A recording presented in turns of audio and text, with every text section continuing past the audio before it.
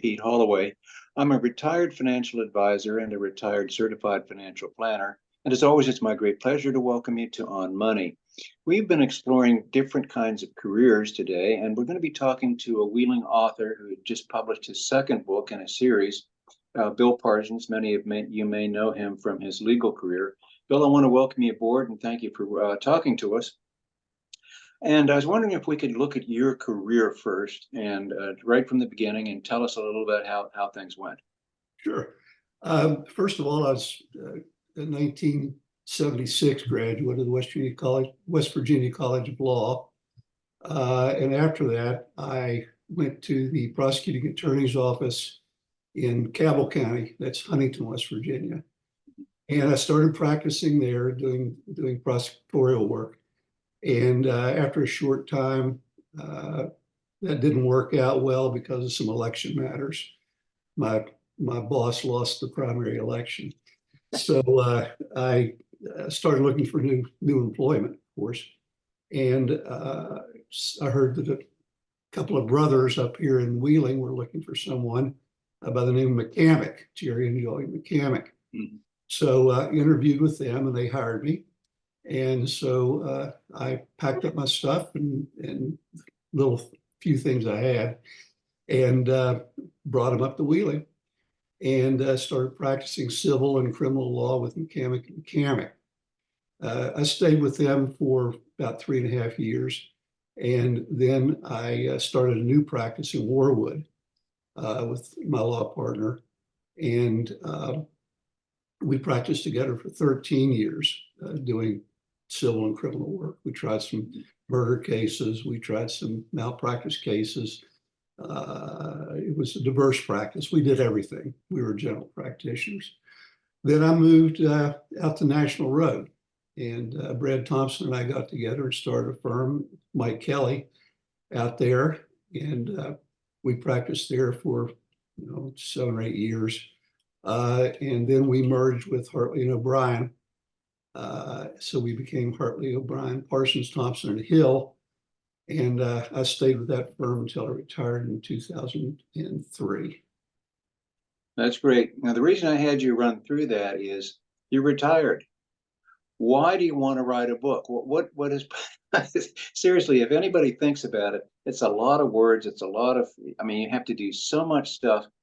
And by the way, well, you can tell us about the books, but why? Well, I've written all my life. I started off in college.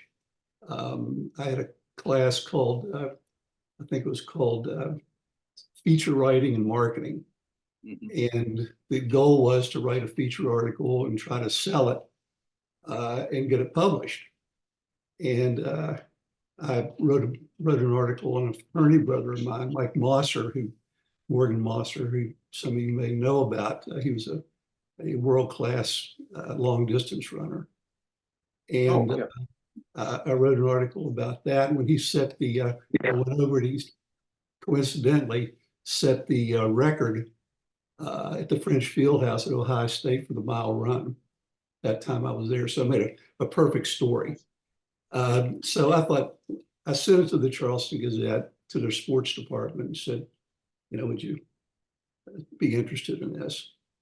And I got a letter back and said, the sports department isn't interested. We're going to make your article a feature article in the Sunday Gazette magazine. So they put a big spread in there with a nice picture of Mike running his race. And it started me. Then, of course, I took a lot of English and courses and writing courses because of my journalism major at WVU in my undergraduate days. Then in law school, you write all the time. And then once you become a lawyer, then you really write. You write briefs, you write appellate briefs, you write motions, and you're constantly correspondence, of course. So I've written all my life. So when I wrapped up the practice of law, writing kind of came natural to me, and I always wanted to write a book. They say that every author or every person has one book in them at least one book. So I figured, well, I might have that one book, and I came up with an idea and started very slowly and went on from there. Well, But tell us a little. You have written two books, and I think a lot of people are agitating and asking you to continue this series, which involves a lawyer from the Northern Panhandle named Jack Fabian. Tell us about how Jack emerged from your mind, and maybe you can tell us about each of the two books. And I would suggest to people that they read both books in order, just so you can get a good flavor of who Jack Fabian is. sure. The first book is called Preferential Treatment. I just happen to have a copy here. just happen to have one. And it was based generally or very loosely on a neurosurgical malpractice case that I tried to verdict. My partner and I tried to verdict back in the late 1980s, where we were successful, had a successful jury verdict against the local neurosurgeon.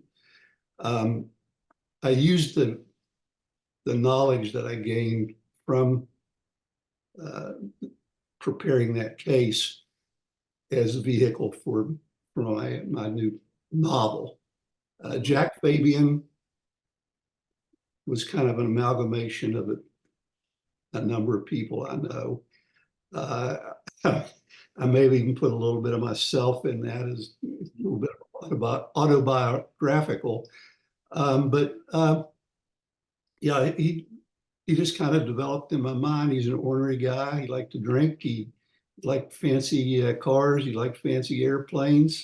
He was a successful guy who started off in the pits, doing court-appointed work and stuff like that. And that was the genesis of the book. And then I had to create other characters. Ben Darnell, who was his adversary at the beginning of the book, who they later teamed up together to join forces to try this case against this neurosurgeon. And then the defense attorney and his associate, who were the antagonists in the book. And I just took it from there and just kind of took it one step at a time. Like I say, it was slow starting, very slow starting. I'd sometimes put it down for 6 months. So it took me a long time to write that first book. I started, my wife and I, Donna Crow, who's also a lawyer, started traveling extensively in 2006. And that took up a lot of my time planning trips and doing stuff like that. So I just, whenever the spirit moved me, I'd pick up the book. I don't recommend that to anyone who's going to write. I think it should be more concentrated effort. I think most successful authors would agree. But that's the way I did it. Your second book, Variegated Justice, again, Jack appears, and it is something. This gets a little touchy, but it takes place following a prison riot, and it sounds like you've had extensive time in a prison. That didn't sound right, but yeah, As a lawyer, not right. as You know what I mean. Anyway, and some of the various tensions, racial tensions, and so forth that go on in the prison are really well explored, I thought. And maybe you can give us a real quick idea of what's going on because it's not just the legal stuff. There's a lot of medical things that are going on too, which must have involved a lot of research on your part. But maybe you could tell us a little about Variegated Justice, the second of the two books. Okay, this one is criminal in nature. The first one is civil in nature. So we have two totally different genres. Jack was a civil attorney. That's what he did. That's what he loved to do. That's how he was making his money. And for us non-lawyers, quick differentiation: civil versus criminal. Okay, civil cases are usually based upon what I did a lot, tort law, where a wrong is committed, a car accident, for example, and someone These are lawsuits, and I think behind. I'm sorry. These are lawsuits, in other words. Yeah, right. Criminal, on the other hand, is someone's freedom's at stake. They've committed a crime against the state or against the federal government, and there's serious consequences, from a slap on the wrist and probation all the way up to the death penalty. Not in West Virginia, because we don't have it anymore, but that's criminal. Anyway, variegated justice, I got the kernel of the idea from a prison riot that actually happened at the West Virginia Penitentiary in Moundsville, where people were killed. People were taken hostage. I mean, it was a nasty situation. It was finally quelled, and of course, things got back to normal as you can get in a prison. In my case, Jack, there were like 50 defendants after the riot was over in my book. And Jack was pressed into service by the judge who was handling all these cases because they ran out of criminal defense attorneys. And Jack tried every way he could to argue his way out of the thing, but the judge was insistent and said, Jack, when you were a young lawyer, you cut your teeth on these kind of cases, so don't tell me you don't know what you're doing. So he finally relented, and then the story went on from there. I don't want to give away anything, but I hope everyone reads through it, and there are some surprises at the end, and I will leave it at that. But I hope I hope that will get a few people hooked. Okay, you put the final period on the end of the last sentence. You got to get a pub. Oh, I'm sorry. I just want to touch base on the underlying offense, which was a murder.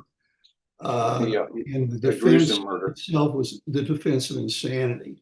And it was based upon a condition, a mental condition known as dissociative identity disorder, which used to be called multiple personality disorder. Some people may have read Three Faces of Eve or Sybil, where that condition has been explored. Well, I knew nothing about it. I was interested in it, but I knew nothing about it. So I spent hours and days and reading everything I could to catch up on, to find out what this was all about. I got really lucky because after I started this idea, I found out that there was a case in West Virginia that had been decided that said that multiple personality disorder, dissociative identity disorder, could be, under certain circumstances, a basis for the insanity defense. And so using that as my basis, I took off from there and took you through the trial of a case. And then things happened afterwards. Exactly. Okay, again, you finished the last sentence, put your last period in. Now you've got to get it published. How do you how did you find a publisher, and how did you get it's on Amazon if anybody wants to get it, and we'll be running the titles across the bottom too. But anyway, how did you get that stuff taken care of? Well, when I first wrote the book, I really didn't have any aspirations to really make it a big deal. I thought it'd look nice on the coffee table once I got it published. So I didn't look for an agent. I didn't look for a traditional publisher like Simon and Schuster, the Random House, those types. I went to what they call a vanity press, and they are outfits that will help you put your book together. They'll help you design the cover for it. They'll do a little bit of advertising for it, all for a fee, of course, but really give you very little input. What you write is what they'll publish. If you have rotten grammar, if you can't put two words together, two sentences together that make sense, they'll publish it. Fortunately, I don't think my book fit that category. It was okay. Thank you. But anyway, that's what I did first.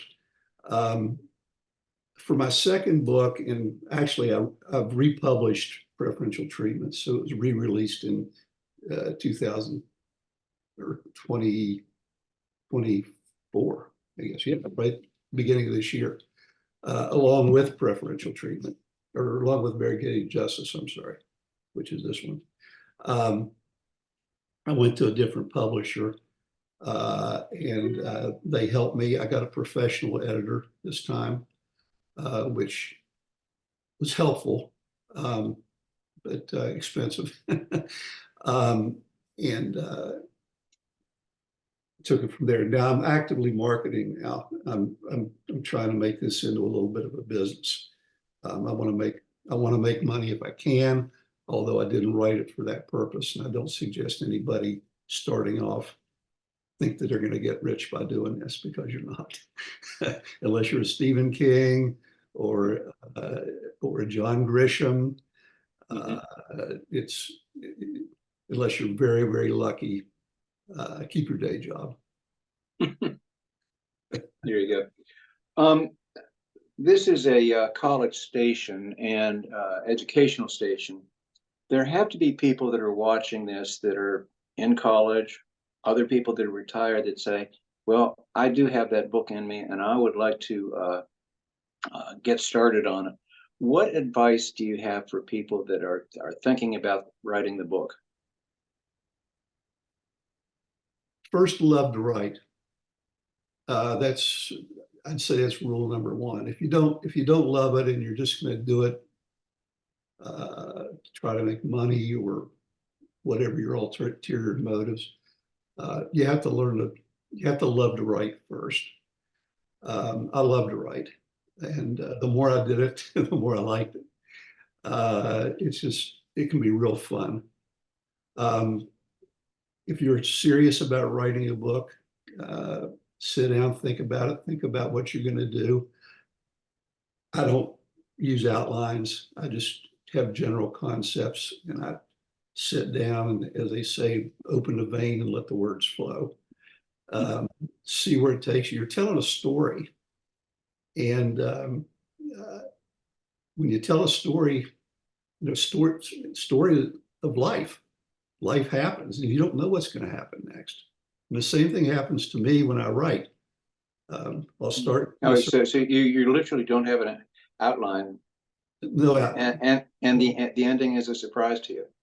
When I started Preferential Treatment, I had basically a blank sheet of paper, and a kernel of an idea, and I just started writing. I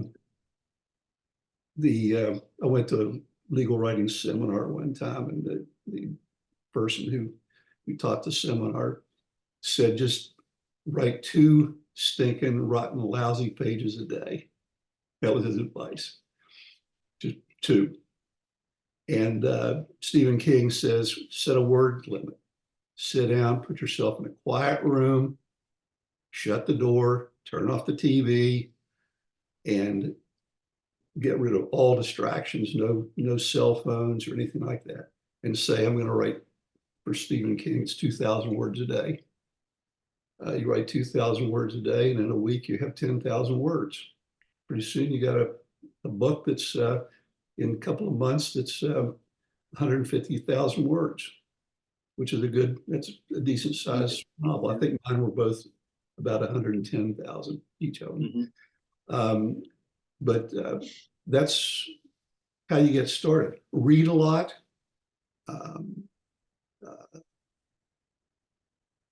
Different genres, fiction, nonfiction, different authors.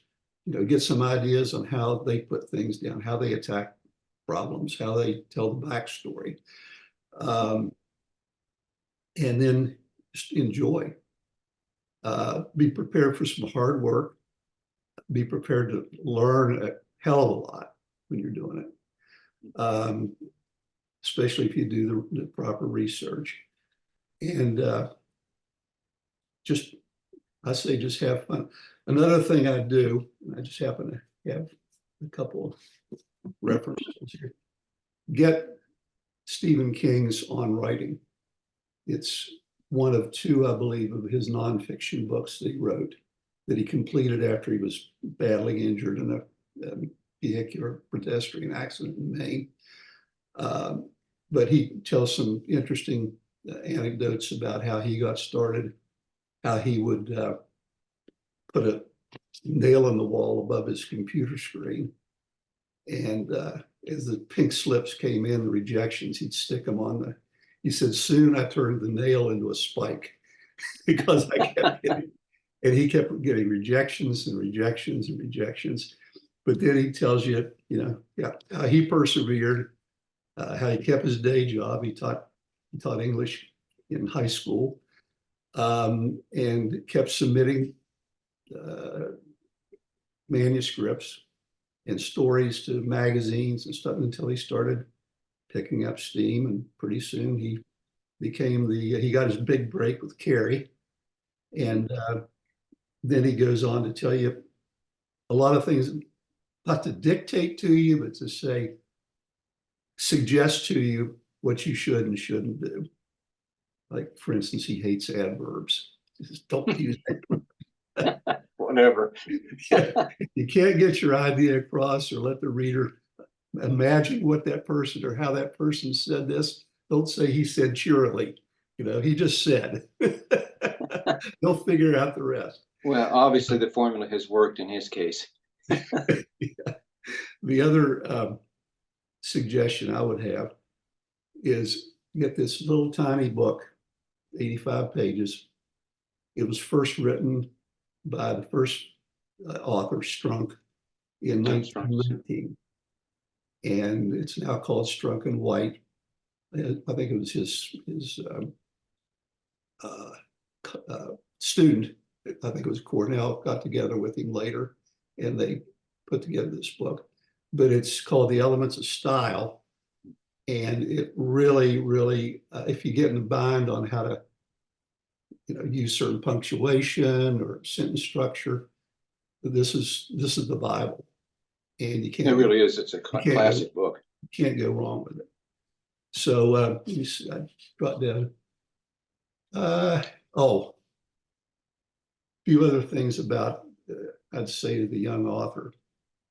Once you get your book published, however you do it, especially if you're a self-published author,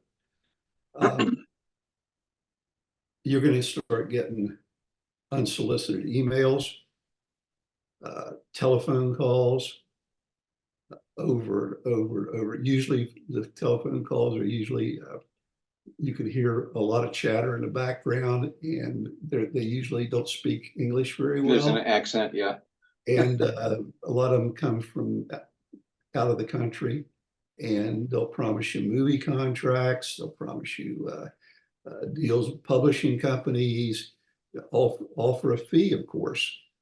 And I've read and heard about many horror stories where young authors or authors in general take the bait, and they pay their money up front and they never see these people again. So be careful out there. If you have the perseverance to write the query letters to agents, and you can find a literary agent that is reputable, and you want to try to get published traditionally, like with Random House, Penguin, by all means do that.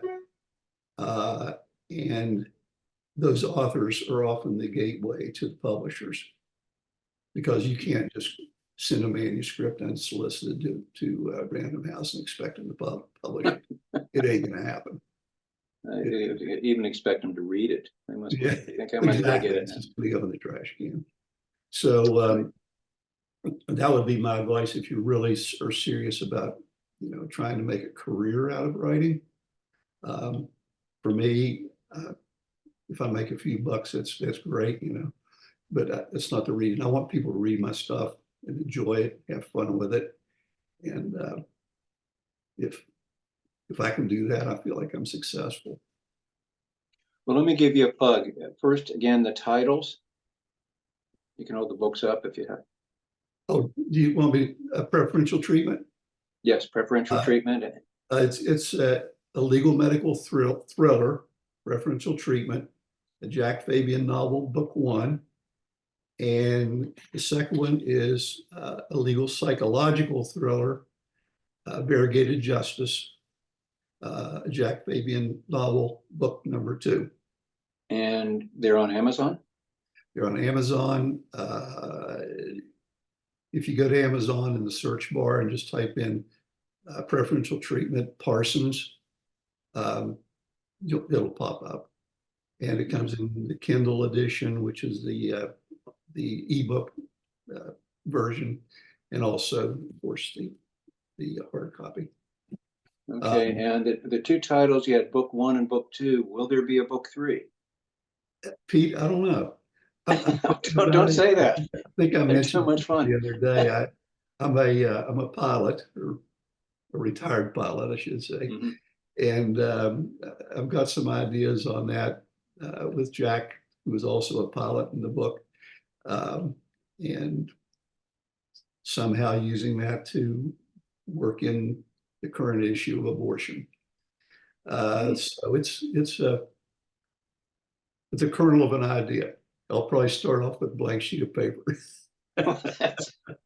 Well, good luck with that. And I know you have a lot of fans who are hoping that gets taken care of. And there's a book 4, book 5. You got nothing else in your life to do, so you may as well. Tell my wife that. Okay.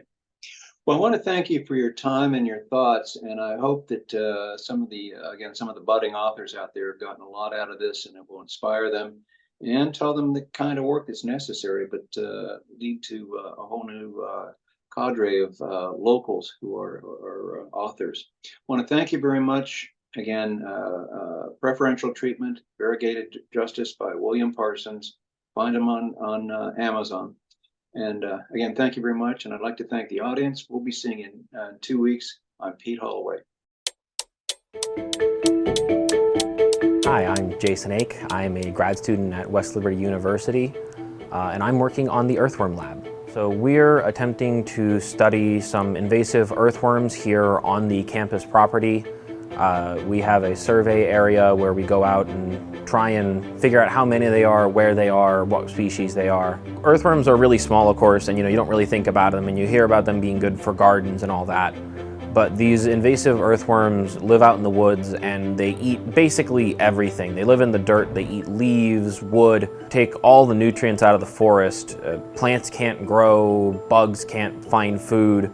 Even trees start dying because they run out of nutrients. So our end goal is just trying to get a better understanding of the species. We're using some new spatial analysis techniques. I really hope that we can include this research to write my master's thesis.